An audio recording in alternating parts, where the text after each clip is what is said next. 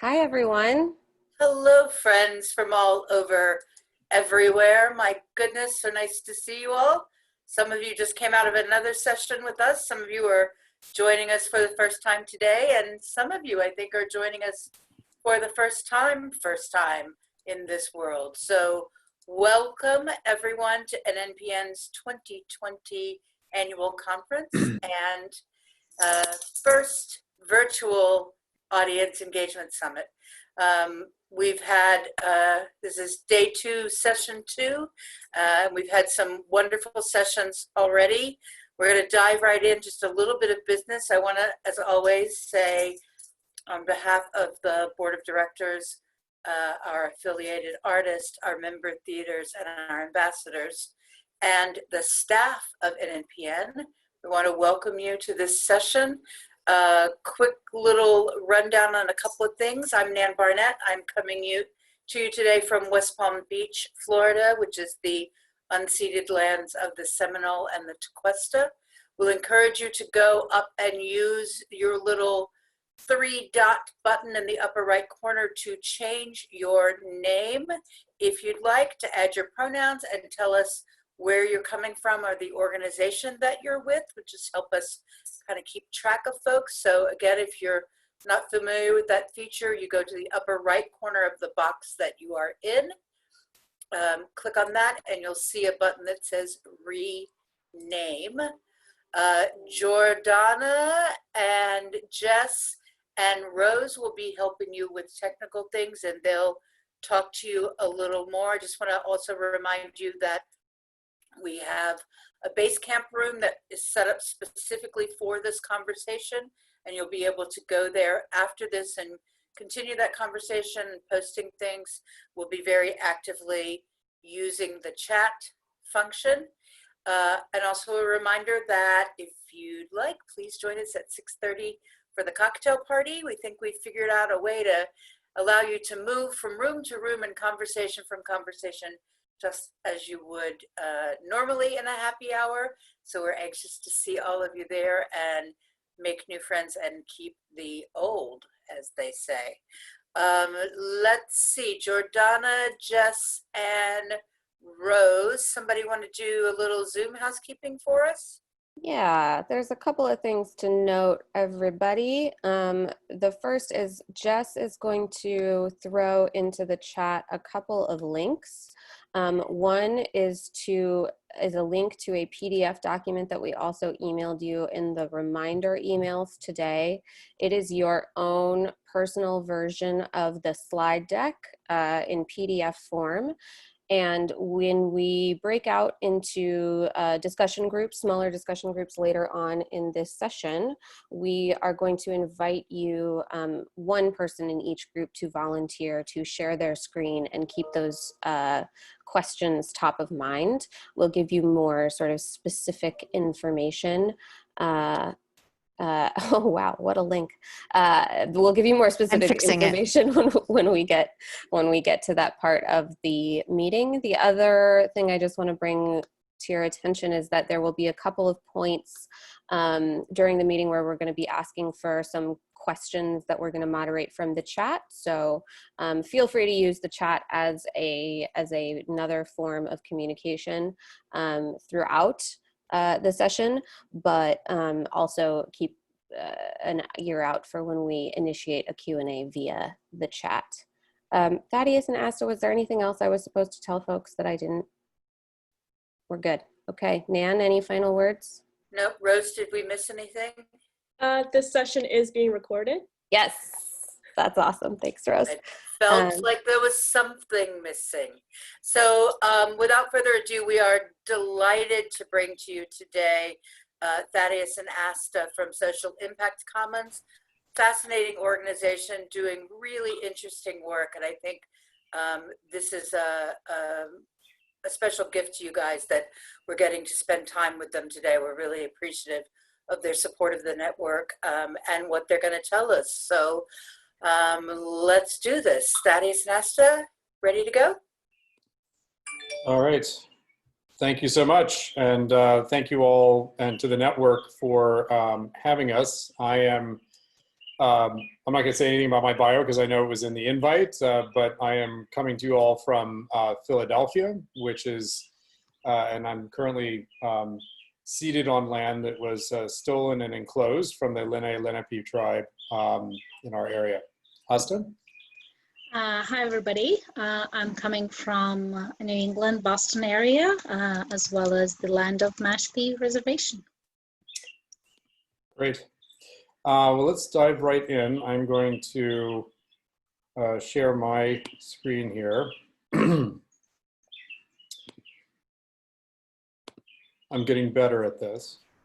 Thaddeus, do you want me to throw this poll up for folks, or is that, will you cue me for that? I can cue you for that. Just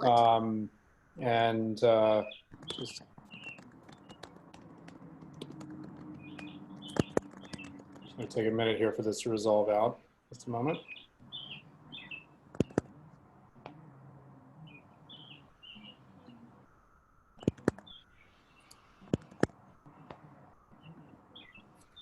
Okay.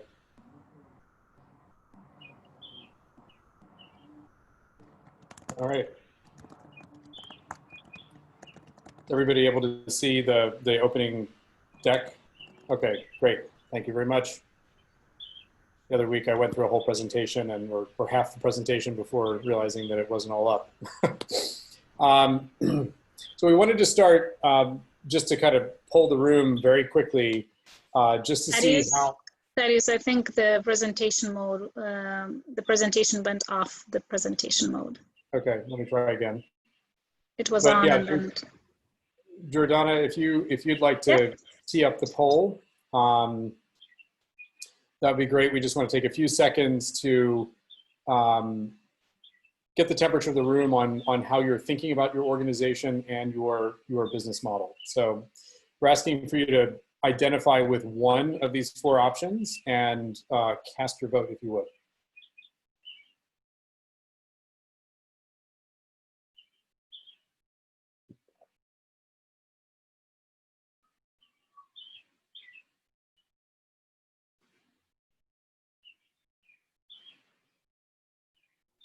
Can everyone see the Zoom poll? I can see it. Yeah, okay.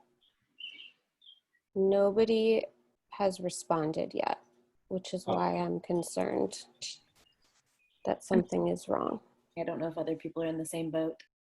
I did What? respond. I responded. So I did. I responded. Yeah. Oh no, Responded. why? I might have to leave and come back and then I'll. Wait, I can, if this is helpful to you, Jay, I can see the poll.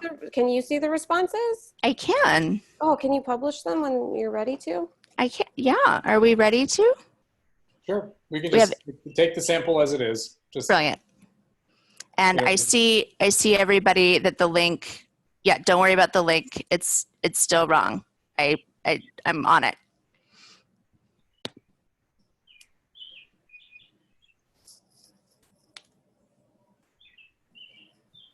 Okay, interesting. So we've got the majority of folks thinking they need to kind of rethink the business model, but want to, of course, retain current programming, sort of closely followed by options 1 and 3.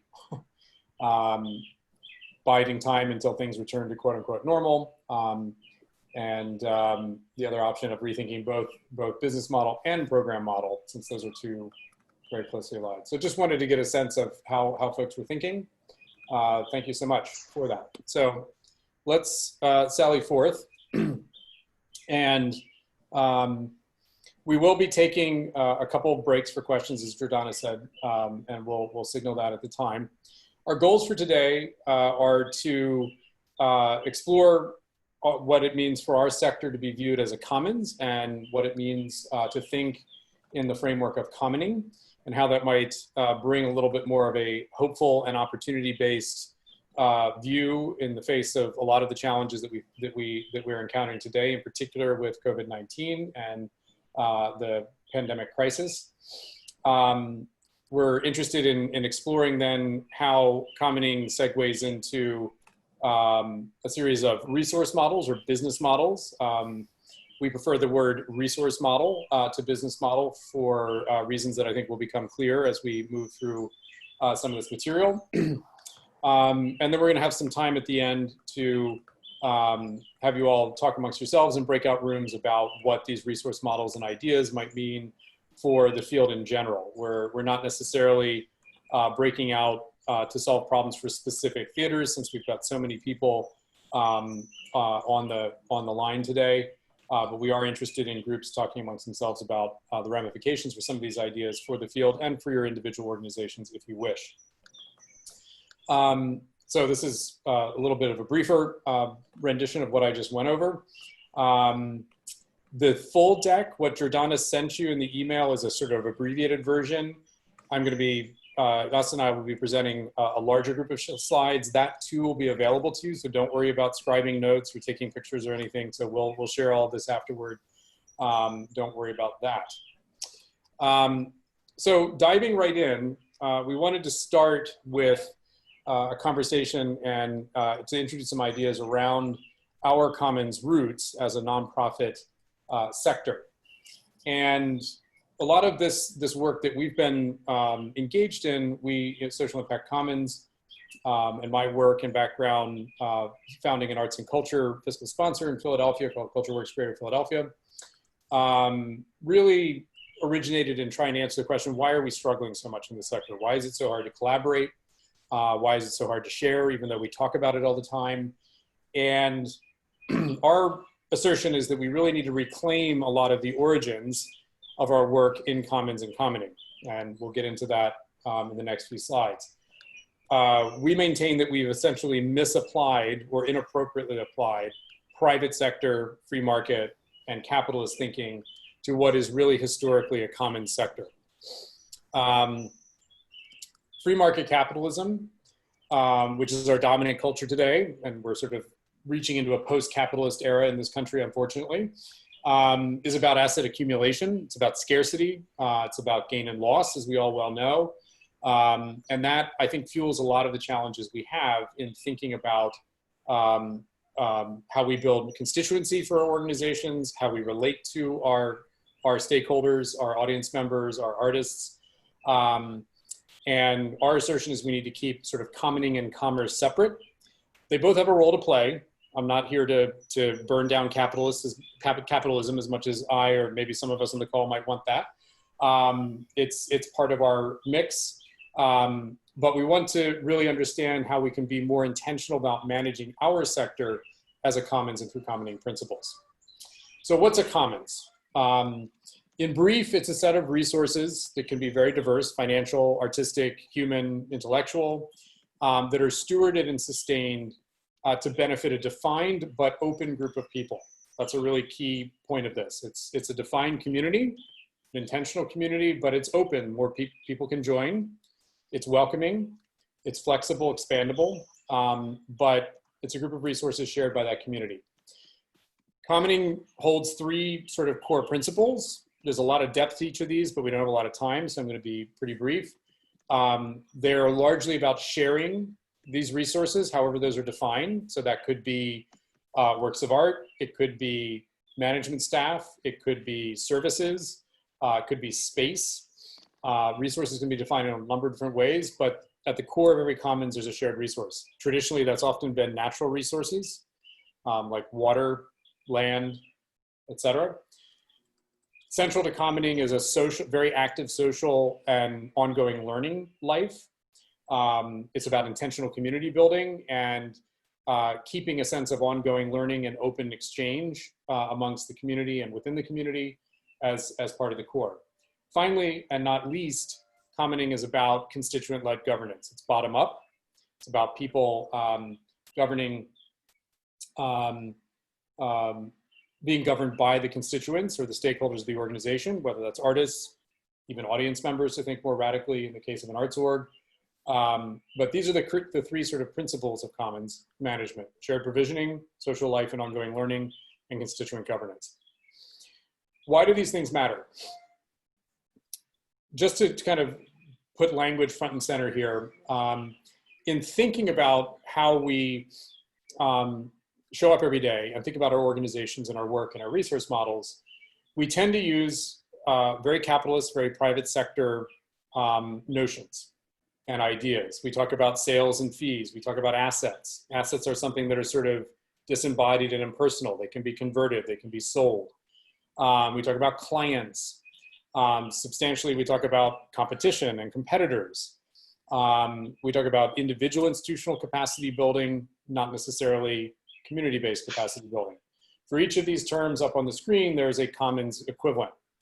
And you can start to see sort of the phase shift. One of my favorite is moving from assets to a notion of care wealth, which I think is something that's really particularly in evidence in the arts and culture community. Care wealth is very simply the sort of combination of both an object, like a play or a piece of intellectual property or creative work, and the care and energy that goes into it to steward that. So when you add those two things, you get sort of care wealth. It's about relationships, and it's about the sort of emotional equity we put into our work, which we all do.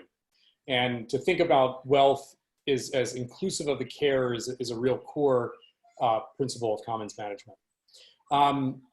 Without going through all of these in detail, at the bottom we get to one of the most important things, which is a capitalist economy is about enclosure, about sequestering, about extracting value, and that leads to scarcity. There's not enough on the landscape to go around. In commons mentality and mindset and practice, it's all about how we can create more plenty or more proliferation and flourishing within the resources we have. So how did we get here? I don't want to spend a huge amount of time on this, but there are two sort of key points on the history of commons that I think are worth touching on. One is that commons and commoning is not new. It's one of the oldest ideas we have as humans in terms of organizing shared assets or shared resources. Proverbially, it's the village with a field and every family has a cow. How do we share the field amongst all our individual cows from a grazing standpoint? We look at very, very early societies. Common structures are found in all indigenous and First Nation cultures around the world, including North America and our First Nations. They didn't really get introduced into Western thinking until the 6th century and Justinian. And this is just a geeky detour, but it's really important. Justinian had the task of organizing a really diverse and disparate set of law in ancient Rome. Rome was approaching its height. And what he did was to take he took all the things out there and put them into buckets of ownership and how those things are governed by their various owners. And he created three main buckets. One was res privatae, which are things that belong privately to people. That's like private property in our present day. Res publicae, which are things that belong to the state, i.e. government. And then there was this third category called res communes, which were things that were neither private nor state, but belonged to the people or specific communities. And this is where our sector, our nonprofit sector, traces its roots. It goes back to this notion of res communes. Interestingly, and we don't learn this in high school, the Magna Carta and King John, there was an addendum to the Magna Carta that was all about managing commons throughout Great Britain, forests, natural resources. It was called the Charter of the Forests. So this is a very deeply ingrained in our current, the origins of our current legal system. Fast forward, Queen Elizabeth I comes up with the Charitable Purposes Act, or Charitable Uses Act in 1601, which is basically the same as the Charitable Purposes Act that governs our sector today in America. So our sector really comes out of this idea of commoning and the stewardship of resources for a defined group. So looking at today's view, we have three sectors. We have the public, we have the state, we have private sector, we know all too well. There's a dotted line there because those two domains often throughout history get in bed with each other as they are today. We want to look at our present government and its relationship to private interest. That creates a problem for commons. The two collude often to take things out of the commons domain and privatize them. That's part of our history going back to Henry VIII, actually. But commons is our nonprofit sector, we argue. And to bring this home in very practical terms, we think of the nonprofit sector, it's distinct from the state. It really is sort of the common sector. It's about commoning. And right now we define our sector nonprofit as what it is not. It is not about profit. It is not about private wealth building. Why should we define what we're doing around what we're not when we belong to this very ancient tradition of being our own thing, our own model of stewardship? And where this comes home in very practical terms to roost in today's nonprofit sector, all assets of any nonprofit, any of your organizations, are legally the property of the people of the state in which your nonprofit is formed. That's why your board answers to your state's attorney general.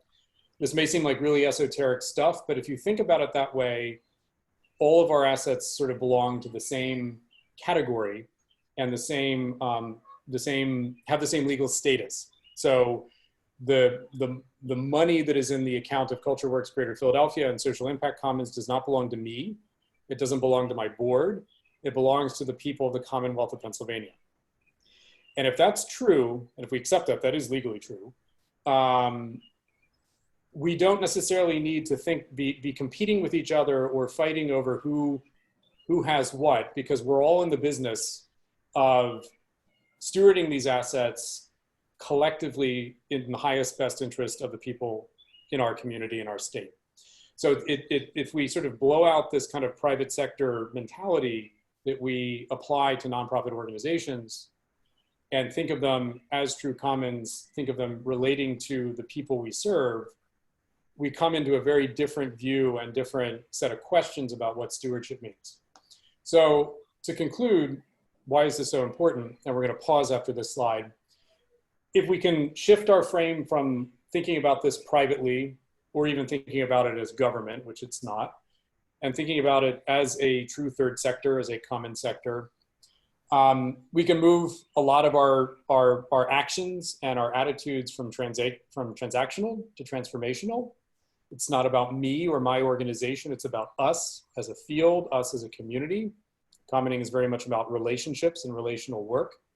When our organization changes, maybe it has to merge with another, or it even changes its resource models we're talking about today. It's not about ending or failure. It's about simply changing how we're deploying and managing the resources we have for the greater good. So a lot of things that are endemic to the sort of success and failure narrative of the private sector fall away, and we see a greater vista of hope. We move from loss gain to a world of gentle reciprocity. Interestingly, psychologically, we encounter loss as twice as painful as the same positive emotion when we gain something, which is why we're so afraid to share. Commoning work talks about this notion of gentle reciprocity, where we're all giving and hoping eventually to also get, but it's not a quid pro quo. It's not a direct relationship. And the more that we can engage that, the healthier and happier we will become. We can move from careworn, which we all feel often, to this concept of care wealth, and really trust our communities and our stakeholders to guide us, inform us, and help govern us. Finally, as I've said before, we move from scarcity, hopefully, to a greater vision of plenty. And we sort of set aside competition, and to crib from Vu Lee, the nonprofit Hunger Games can be set aside, and we can really see a greater vista of plenty. So I want to pause there. This is a fast tour of a very kind of rich field of thinking in the commons sector, but we wanted to set some of these ideas out there in the hopes of setting a little bit more of a optimistic, hopeful, and positive view of our sector, not one of loss, scarcity, failure, and death, which has been very much the narrative in the news lately about nonprofits in general, and in particular the arts. So I'll pause there. So if folks have questions about any of this, we're going to take 5 to 10 minutes, depending on the number of questions, to cover those, you can either type them in the chat, or if you want to raise your hand, it would be helpful for me if you could do it through Zoom, but if that's not possible for you, I will also scroll through to see any physical raised hands as well, and we will get those questions answered. So any questions?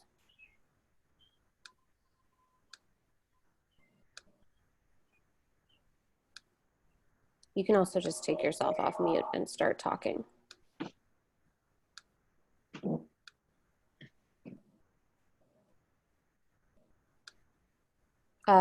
Anne Garner? Thanks. Thank you, Thaddeus, for that overview. And maybe this is something that you're going to get into, but it is so even if my heart wants me to do that, I live in a capitalist society, and I have to pay my bills, and I have to pay for my lighting equipment, and I have to pay my employees so that they eat. And I feel like it has to be a wholesale, what you're talking about needs to be a wholesale cultural change in order for this to work. Otherwise, what we're doing is we're asking artists and those of us who work in the arts to all participate in the scarcity, right? And while everybody else around us is living a more capitalist existence and thriving. Yep. No, it's a great question. So two quick responses. One is, this is, as I said in the beginning, not an either or, because practically speaking, we're not putting the capitalist genie back in the bottle. You're right in saying that. Although there are those that would argue with that. The principles of commoning are more about a way that we structure and intentionally deal with our sphere. So it could be your organization as Interact, and how you relate to your members and constituents, and the kinds of ties and value and bonds that you build with them, right? So if you think about every organization as a commons, that's one way to kind of look at this. In terms of the relationship to capital and everything that's been extracted and sequestered, there's a lot of conversation in the commons sector around commons private partnerships and relationships. So we still need to move those assets into our domain, but once they're in our domain, we can manage them and relate to them in a commoning fashion. In other words, more equitably, more inclusively, and more, hopefully more sustainably.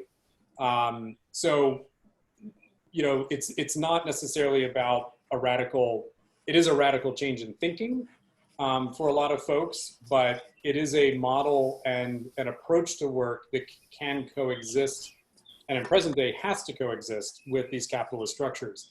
And thinking about how capital in the form of philanthropy or private sector money and resources move from that sector into our sector is part of the equation.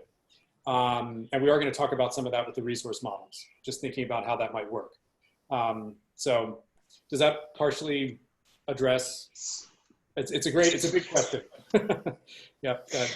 And if I may add, Thaddeus, that the way we look at this is that this is part of our culture, DNA, values, the way we look at our program, the way we design our engagements with our members, the way we think about who is in our governing board, for example, or how do we create an intentional community where we learn from our members just as much as they do from us.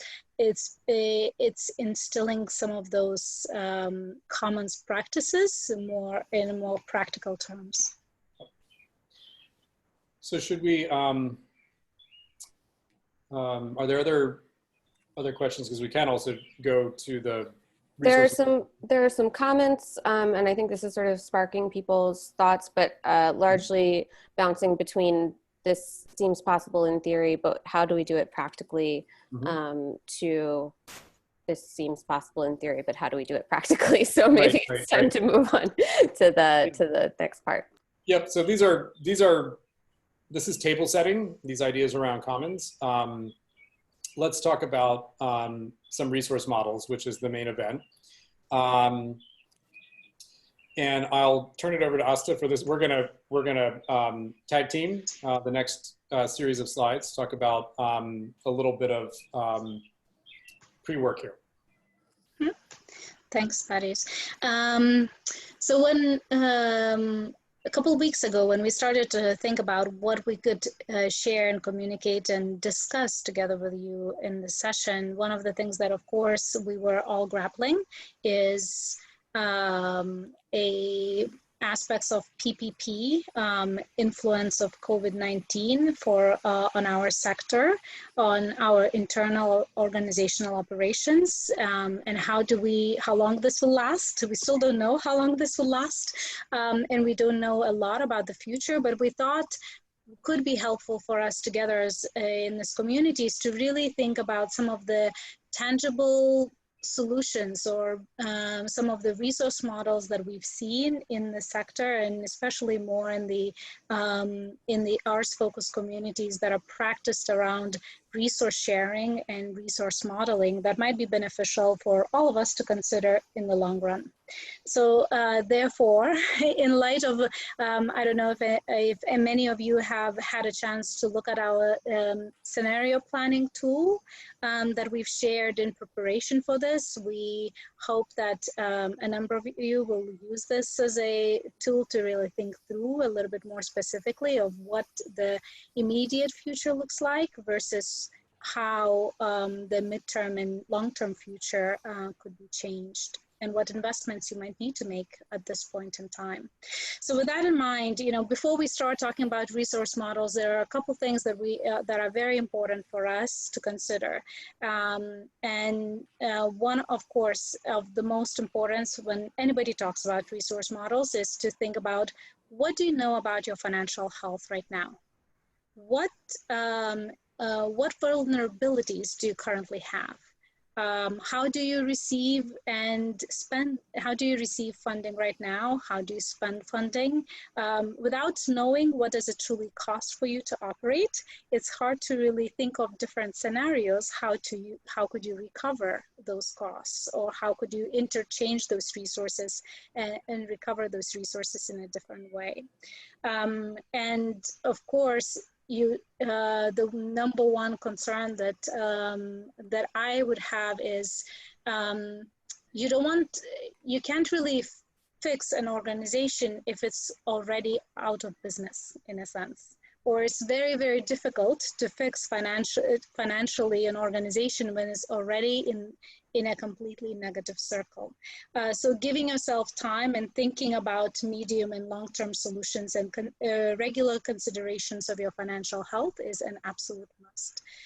The other thing that we also want to embrace in this conversation is around the fact that we want you to be always thinking about, what are your strengths? What are you really good at? What does your community, what do your community members value from you the most?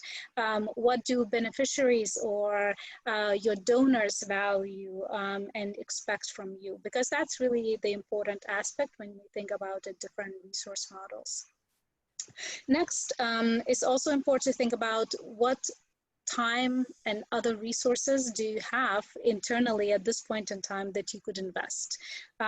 Yes, financial resources, because different resource models might require different aspects, might require a different technology system, might require a different person or expertise that you might not have on your side. So thinking about what resources you already have inside of your house and just in the immediate in your immediate network is an important aspect.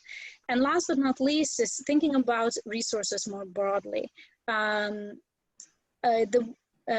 one thing that you want to make sure is that everything is a value for the organization. It's not only your immediate employees, not only your board members, but also your building, or your space, your operational staff, if you have them, your volunteers that might be truly dedicated, or donors that might bring in additional networks or other ideas or contributions. So thinking about those resources more broadly helps you to think through a little bit more holistically around the resources that you could tap into for long-term sustainability. Thanks. Uh-huh. So along with the 4 things to embrace, we just wanted to put 4 things to avoid, which are a little, some of these are a little bit more specific to arts and culture than other areas of the world, the charitable world.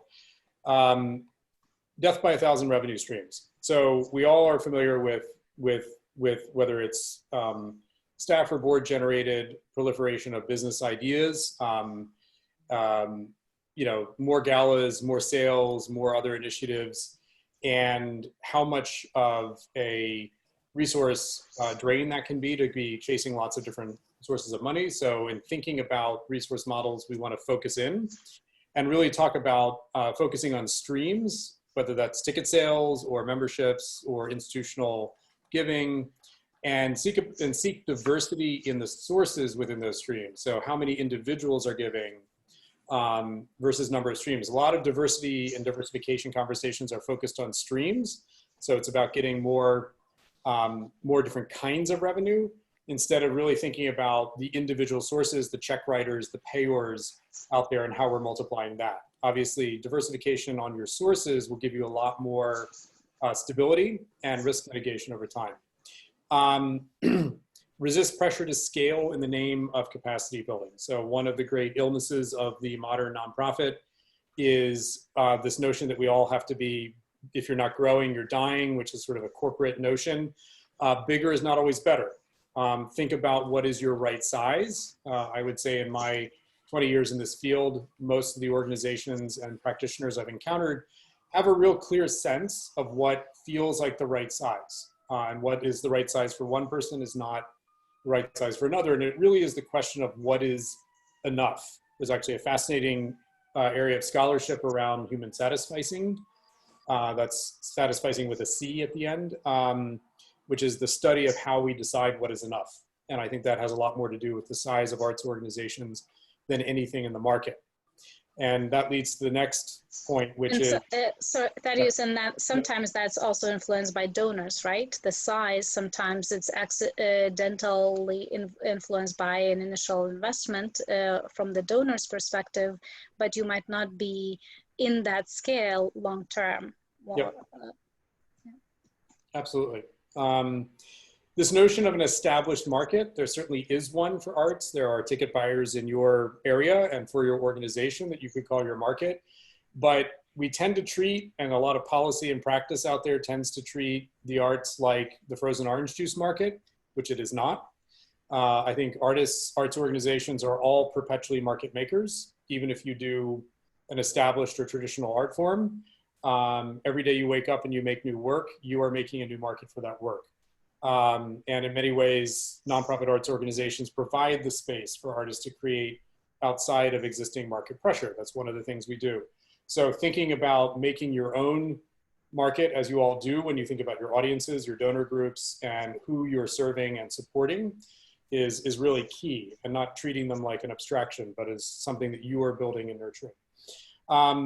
Finally, don't feel the pressure to be like the other organization. Not everybody can be, a large theater, or a small theater or a medium theater. The size and the nature and the contours of your organization are unique. Be yourself. Don't think just because somebody did it this way or has this business model, it will necessarily be the right one for you. So to the matter at hand, we wanted to do a sort of mini dive into 5 business models, and we're going to go into a little bit more detail on each of these.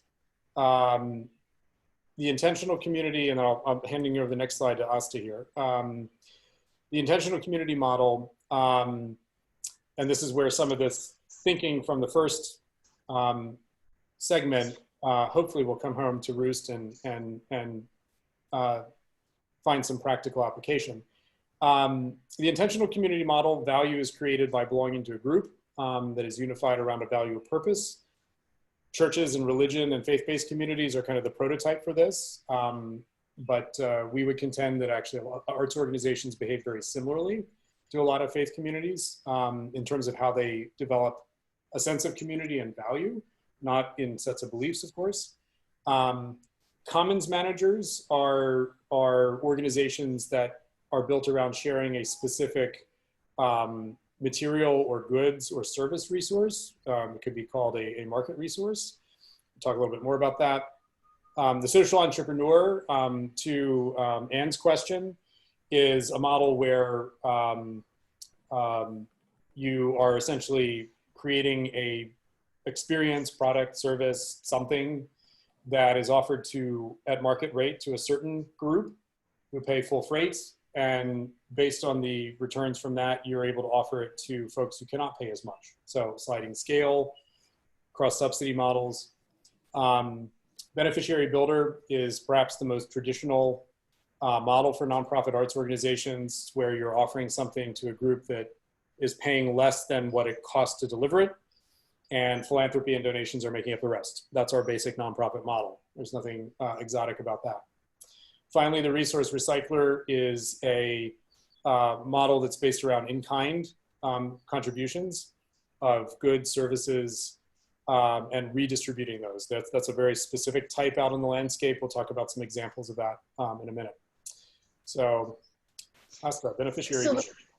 Thank you. And before we go into each of these models, I just want to highlight that we selected these 5 for us as a team to dig a little bit deeper because we feel those are the most correlated to the artist community. There are other models, of course, that are more prone to primarily government funding or primarily earned revenue consulting type of engagements, which we considered, but we decided that for our conversation today, they are not as appropriate. So we would love to explore these 5 models that we think are the most commonly found in the nonprofits around working in the arts fields. So the beneficiary builder is one of the models, and that's really around what we could probably find in almost utilized in almost every single nonprofit, where the value that you are offering to your communities, to your constituents, is usually not really, you're not able to retrieve that value from them directly, and you need to identify some other donors or funders that would make up the balance of the cost to deliver. This resource model is usually mixed, right, between some fee-for-service or admissions fees that you might be collecting, as well as a contributed income or that you might receive from donors or foundations.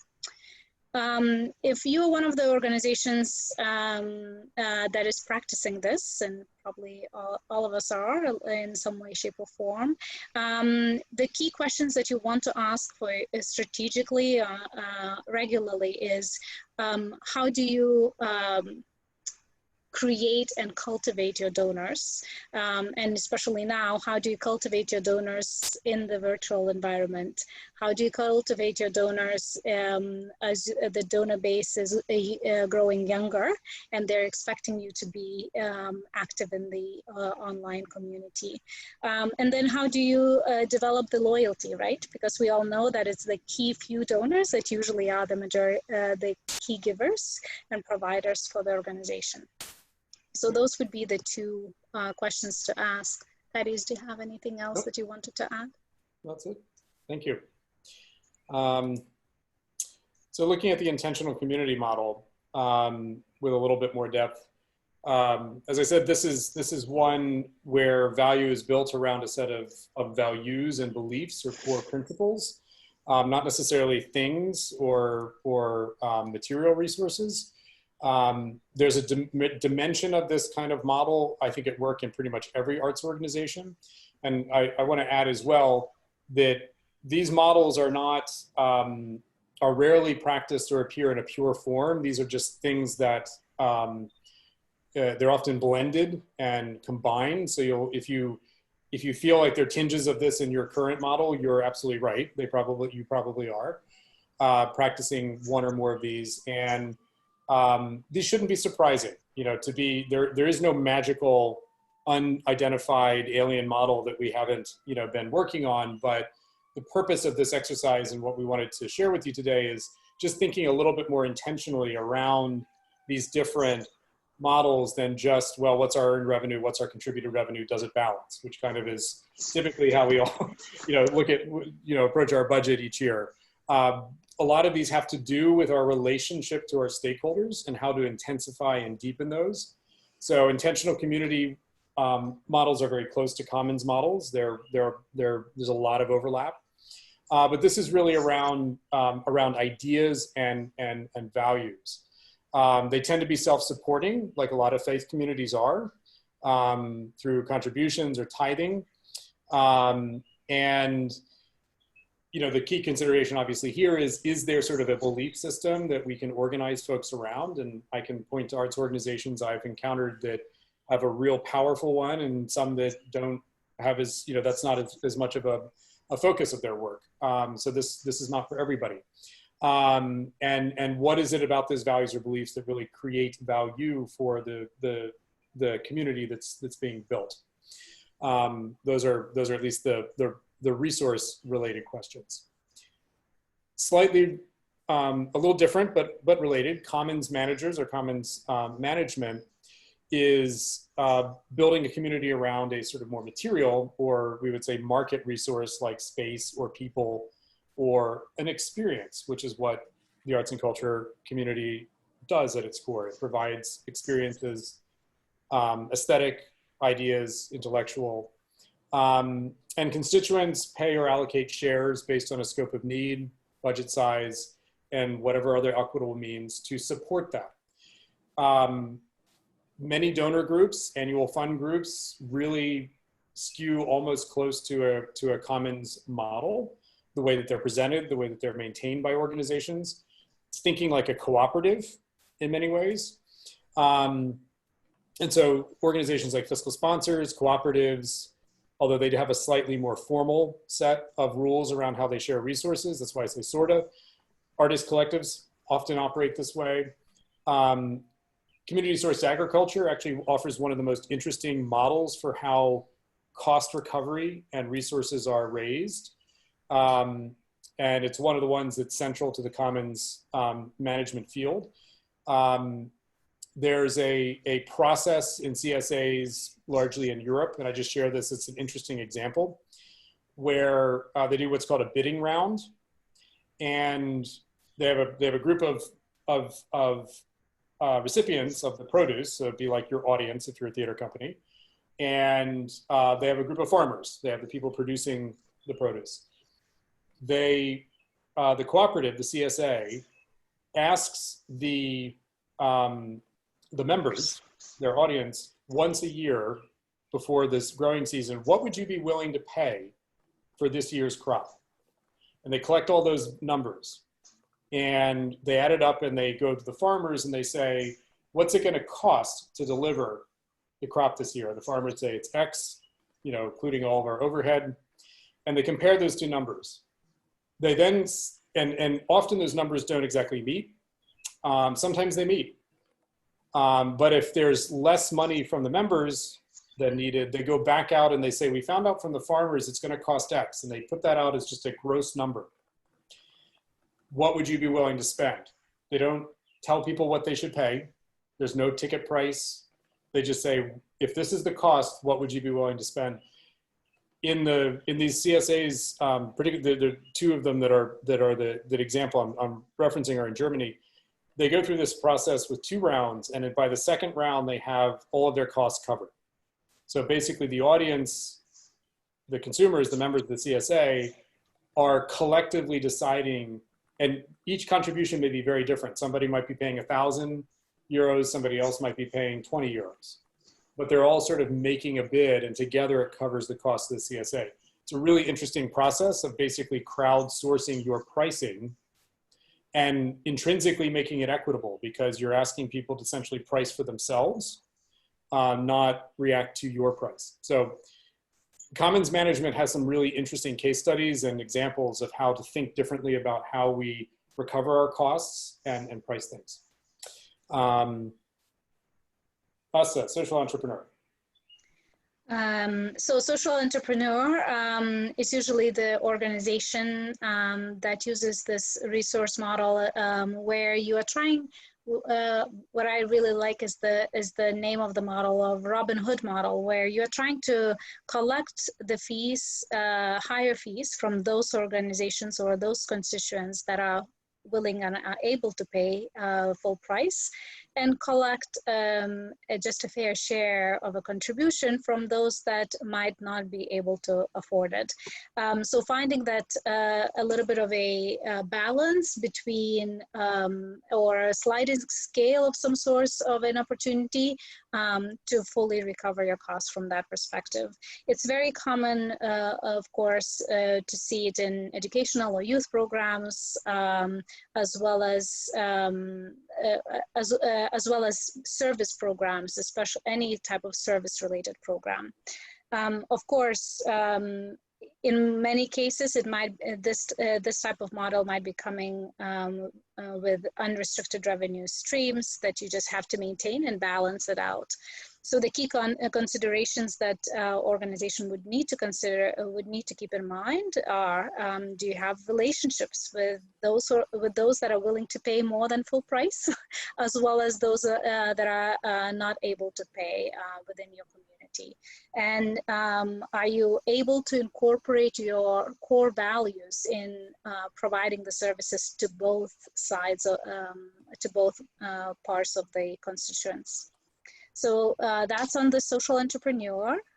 And I'll just give an example of that to Anne's question. You know, CultureWorks had an organization that produced a youth education programs, training programs, and it packaged them and promoted them to summer camps in the wealthy suburbs of Philadelphia. And they charged full freight for that, a fully loaded cost, which that constituent group and market could pay. And the net that they made off of that, they used to subsidize those programs to populations in the city who could not pay as much or pay anything. So it was a way of sort of, in many ways, taking something from the capital stock that of the haves and bringing that over to the have-nots. Or in other ways, right? You see often that a artist program has a operating bar that makes revenues that then substitutes the ticket prices. So, yeah, there could be a couple different ways you could look at the revenues and expenses from that perspective. Yep. So our last one is the resource recycler, and then we're going to pause and do a little bit of group conversation. This is an organization or model where in-kind resources, not necessarily cash, are brought in or developed and then distributed out to other beneficiaries. And this is one that, you know, we don't see as much in the arts community, although the community design collaborative model, which is one, it's a kind of genre of organization that exists across the country. They solicit in-kind time from the architecture community and they re-grant it to nonprofits to do pre-development design work. So it's basically a pro bono brokerage model. TechSoup does this with technology, which many of you may know. Kiva is a crowd lending platform that is built on PayPal. And essentially it allows, it provides its 0% zero cost loans because PayPal is contributing their technology to make it work. So this is an interesting sort of in-kind model. The operations of this often have to be matched, of course, with cash. Somebody has to operate it. And that usually comes from philanthropy or corporate sponsorship. In some cases, the same corporations that are providing the in-kind resource, like in TechSoup. They also charge for fee-for-service work often to complement that. That's not unheard of. But this is just another model that's out there on the landscape to consider. So, Asta. And that is just before we finish with the resource recycler, the other options for resource recycling is really about your own internal resources, right? It's thinking about, do you have space that is underutilized, how you could cross-share it with others. Do you have staff, like, for example, you might not need a full-time grant writer within certain periods, or you might have an accountant, but your operations has decreased. You have some time of the accountant that you could share with others. So it's also the way I think about resource recyclers, also thinking it's really based on the partnership model, and to really help think through on who can you partner with to leverage some of the resources that they might have or that you might have. It could be both ways, right? Yep. Great. So at this point, this is another point of pause. We wanted to just give a little bit of rest for some questions. What we're going to do next is just go into some breakouts for group discussion, and it's going to be broad. We're not trying to necessarily build these models for every participating org. We don't have the time or focus in the number of folks on the call, but we do want to give folks an opportunity to talk about these amongst themselves and do some thinking about how these apply to the field or their own organizations, respectively. But before we do that, are there any clarifying or burning questions on the sort of the 5 models that we've talked about?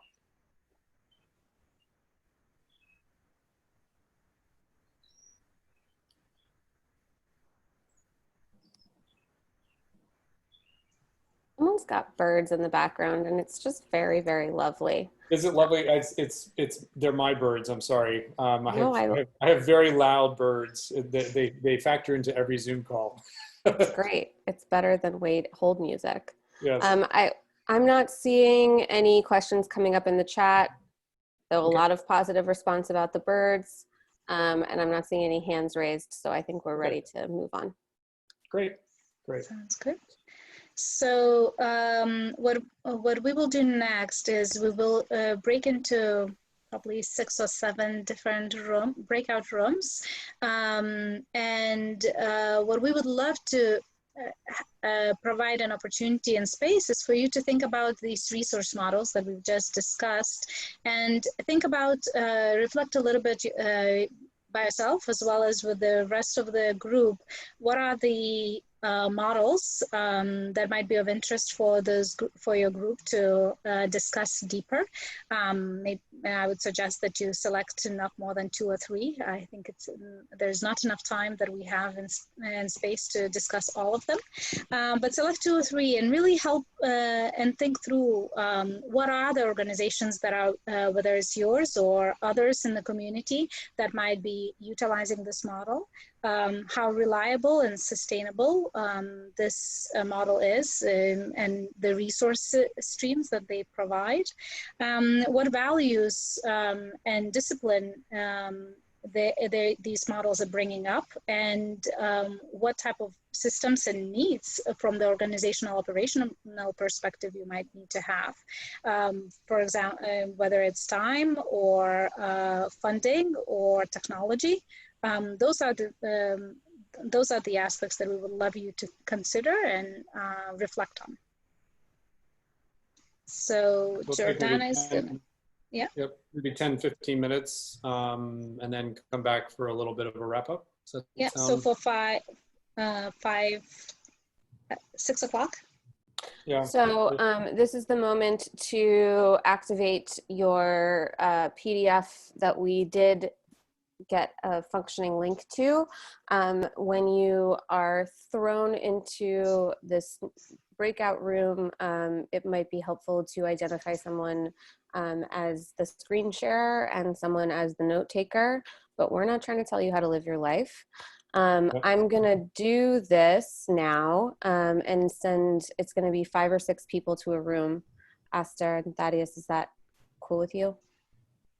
Yep. All right, and we're going to go. I'm going to make a time limit. So 15 minutes probably. 15 minutes for people to talk, and you will be able to return to the main session at any point if need be. Hopefully I'm doing this right. Here we go. Okay.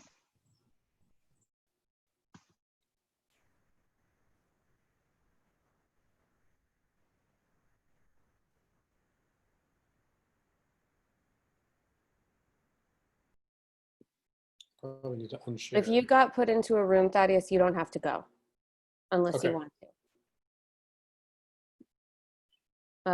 Oh, we need to move some people into breakout room 2 because actually I'm just going to move. Okay. My God, this is very strange.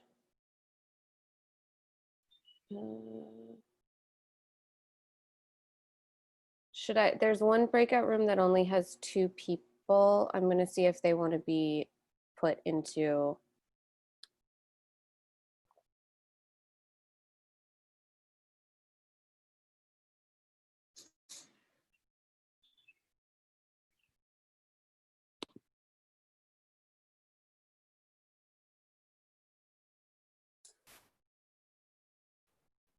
Rose, are you seeing Bree still being in the same room with us?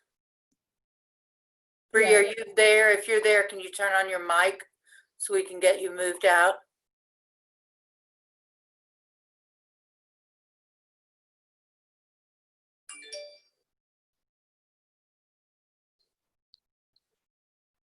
Hey, Jay. Hi. Hey, Bray, Hi. are you cool sitting here in the waiting room with us, or would you like to go somewhere? Oh, no, I'm okay being here. I'm just pumping. Oh, no pressure to do anything. Yeah, it just seemed a little difficult to be in a breakout session if I'm going to be. No problem. I'm just going to stay muted and do that. Do your thing. Do your thing. Thank you. Did I send Jess into a breakout room? I guess I did, and she accepted.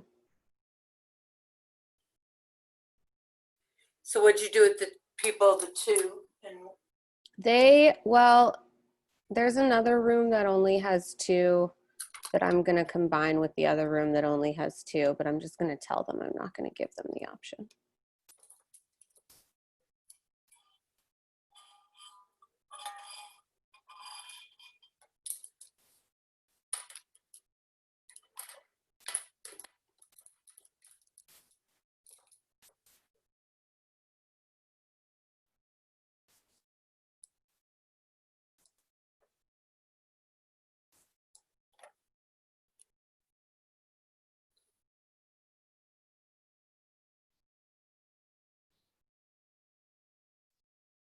Rose, how's your mom? I forgot to even ask you this morning.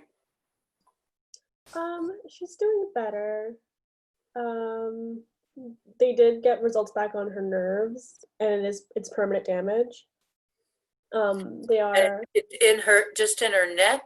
It's like a nerve that's here, so it's kind of difficult to like go anywhere near. So like chewing is hard on her left side, and like walking and anything on her left side.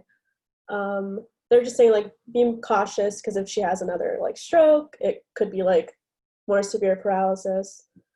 But she had therapy, physical therapy today. She said it was really hard, but like she feels better to go back to work. Like she feels like she could handle work. And she's planning on going. She has another week off?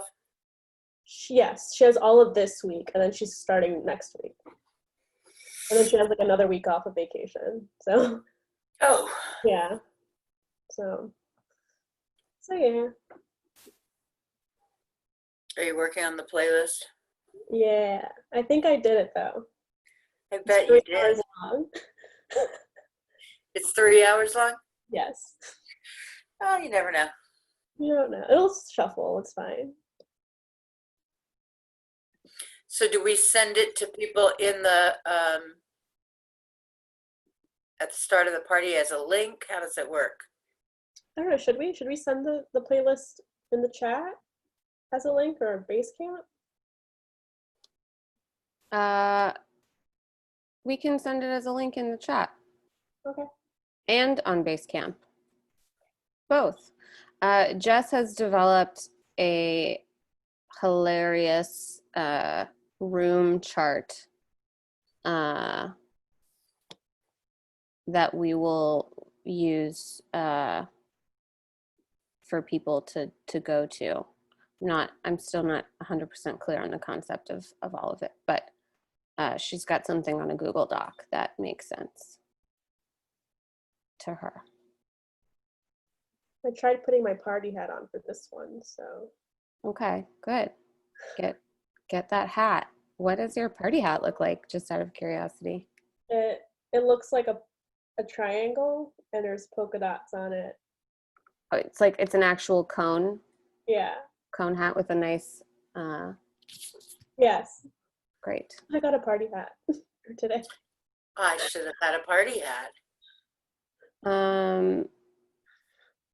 Okay, we've got 9 minutes remaining in the breakout rooms. Mhm.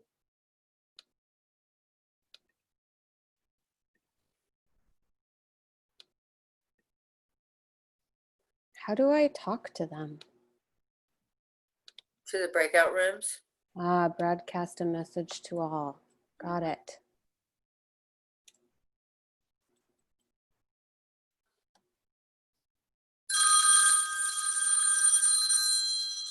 Right. Sorry, I'm gonna grab this. Can you just mute yourself?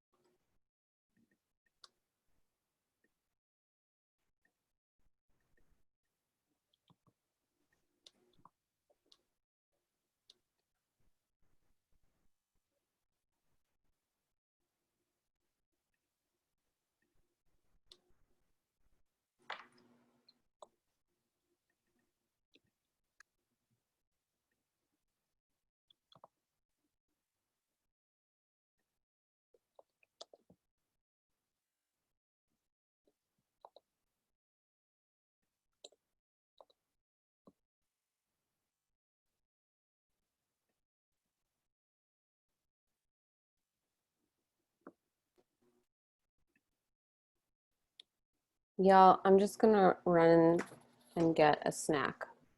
I'll be back in 2 minutes. Okay.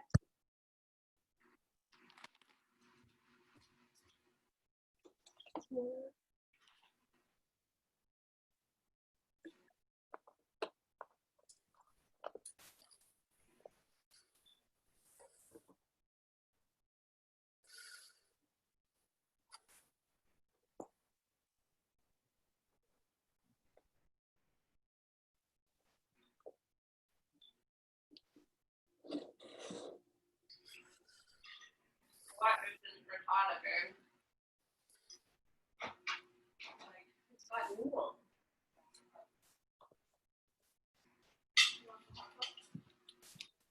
Oh shit, I'm not muted.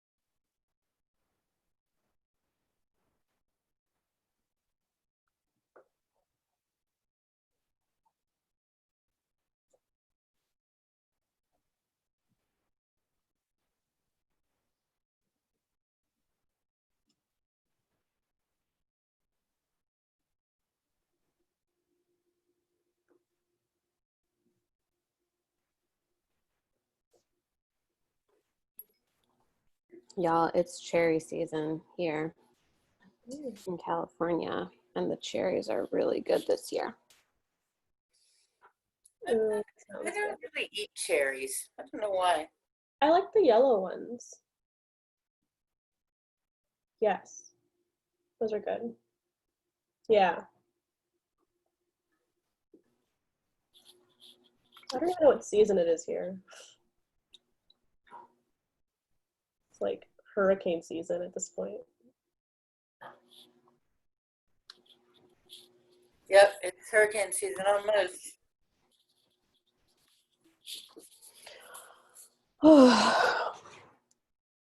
I'm glad today is a little bit lighter.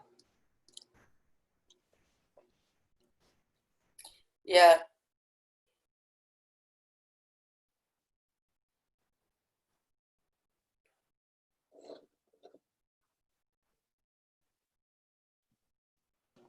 Do we need to meet after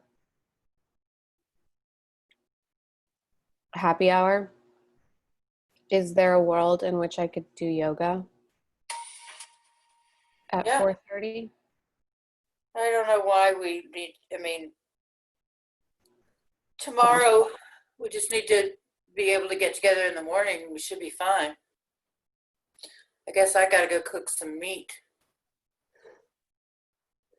You should just light up the grill. and Should grill it just all. do it all, yeah. Mm-hmm. Is it raining where you are, Nan? It is, yes. Did you have fighting couples last night? I didn't. I did not. That's so great. It was nice. What's our time? Is somebody watching? 2 minutes.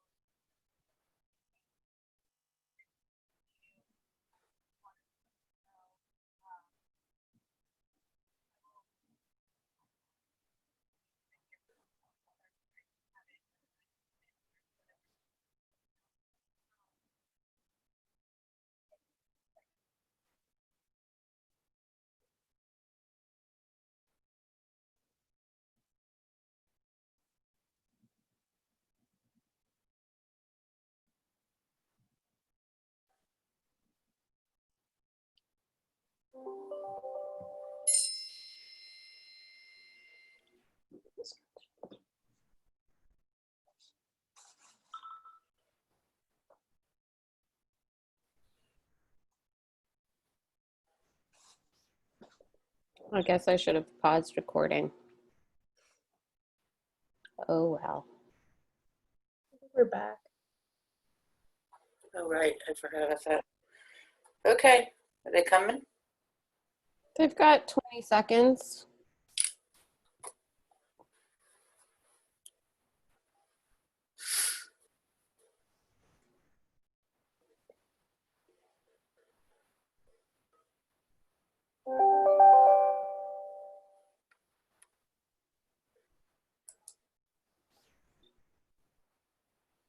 All right, we're closing them.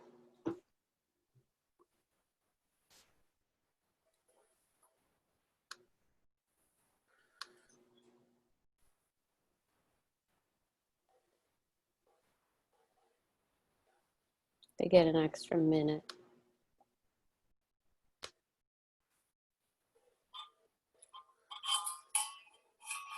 I ordered so much Greek food today. Ooh, that sounds delicious. I learned my lesson yesterday. And you got sushi last night too. That was amazing. I know. Hi, Jess. Welcome back. Hi, Mark Masterson.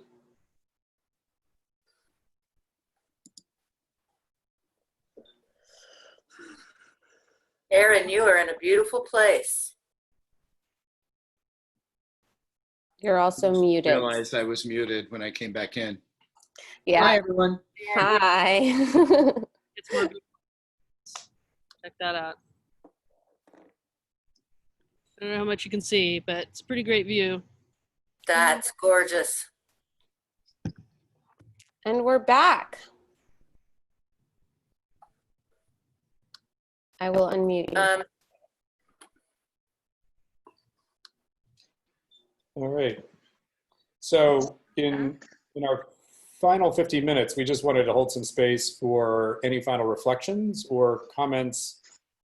Could be questions too, but we'd really love to hear if there were any aha moments or ideas that came out of the individual sections, and those could be communicated via Jordana and text, or I guess you could give people the virtual floor if they wanted to speak as well. So the group I attended actually has taken quite a well-kept notes. So I don't know if somebody from the group 3 would love to talk through some of the ideas. I can jump in. So that was our group.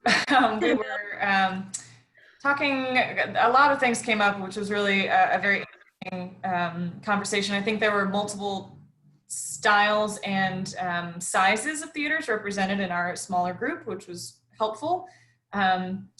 Most people were interested in models that centered around building and strengthening the community and allowing for different organizations of different sizes to use those resources as needed. There was an example of, is there a possibility of maybe creating a sliding scale of a subscription base so the people who can pay more do pay more, but you can also expand your subscriber base by reducing that barrier of entry. Mm-hmm.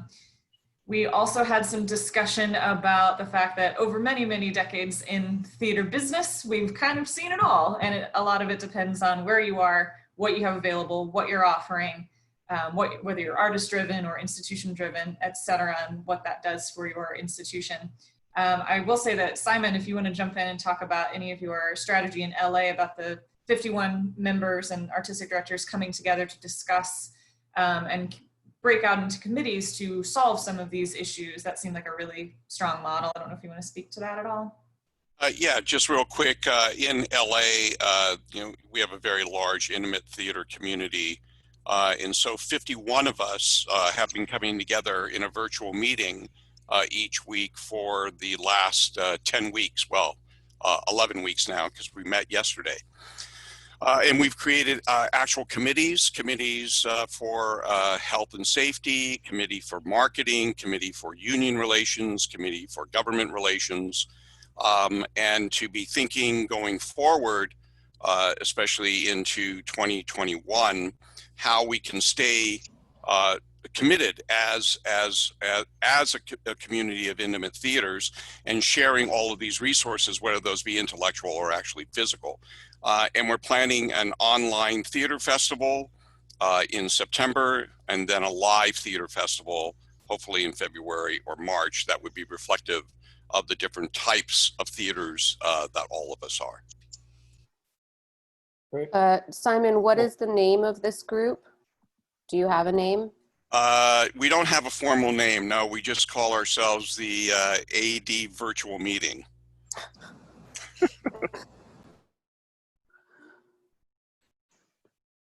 Sounds like it's meeting your needs, though. Great. You can call yourself the Avengers. Any other groups bring forward ideas that you'd want to share out with this larger body?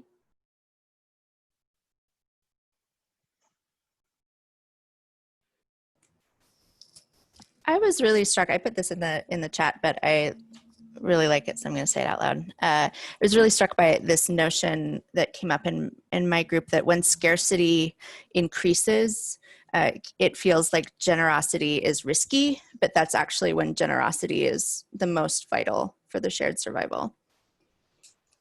Yep. Absolutely.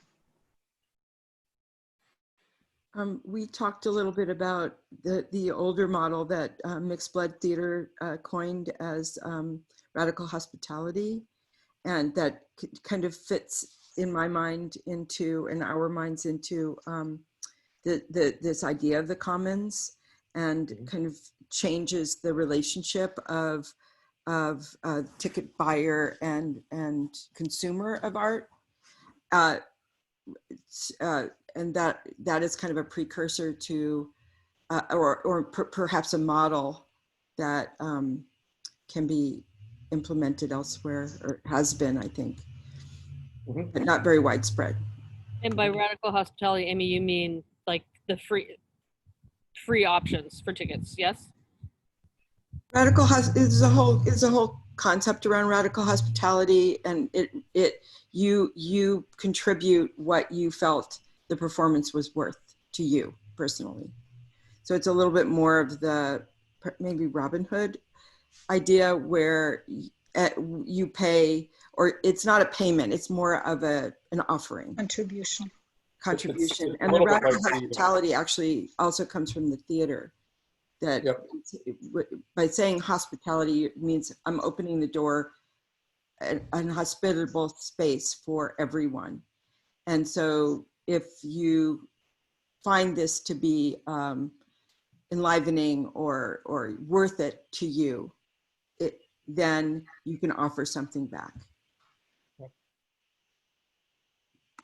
It's almost like a pay what you, I mean, the CSA I mentioned is essentially a giant pay what you can model, that where the process of making that offering is much more collective and public, so people can see how that's all working, and that transparency really kind of allows it to work, to cover the costs and bring in that, so it's having faith in people that they'll step up within their own means to support what it is.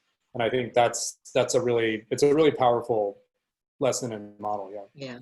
The challenge, of course, is that if you're heavily earned income driven now, it's hard to jump to that. Jack, when he jumped to that, was only like 18 or 20% earned income. If you're 65% earned income, it's hard to jump to radical hospitality immediately anyway. But now we're kind of all in that boat. If we're doing online, nobody knows what people will pay or won't pay for any of our offerings.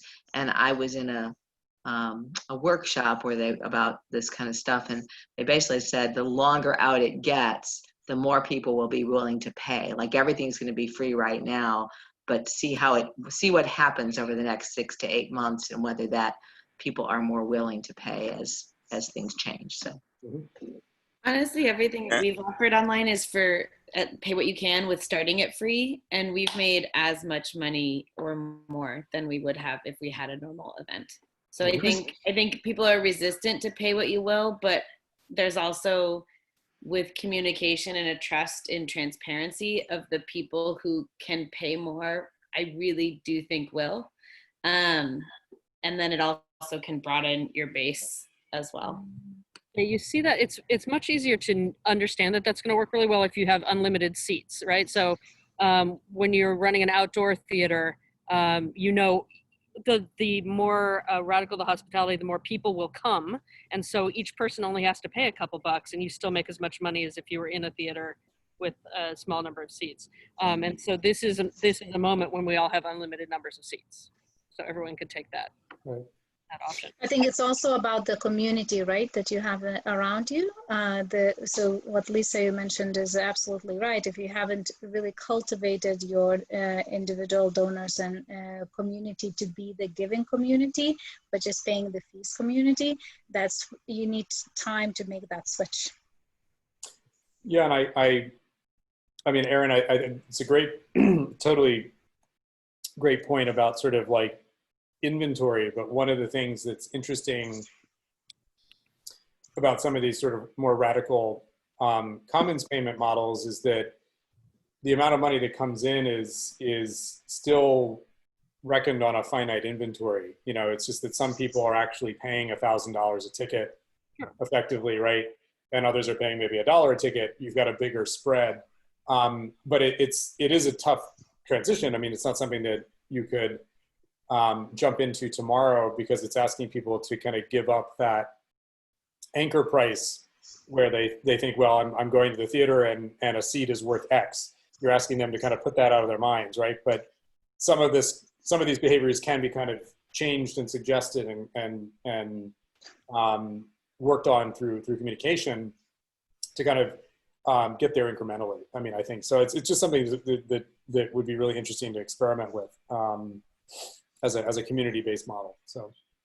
I just want to jump in and say that in Philadelphia, at the Drake, where Interact is housed, we have two companies that do what they call pay what you decide. And they made the switch to that by getting somebody to underwrite the first couple of years so that they could experiment. And you might be able to find somebody who's willing to do that. I mean, I think both of them would say it's easier if you're a smaller company. If you're a larger company, that's I think they would both say it might not work, but You can also have a finite number of lower price tickets available. Like you don't have to, obviously radical hospitality is radical, but getting in between the capitalist model and the radical hospitality model, you can have certain amounts of certain price tickets available. And I know a lot of people have experimented with that, but you can still do that to meet your budget and just price them accordingly.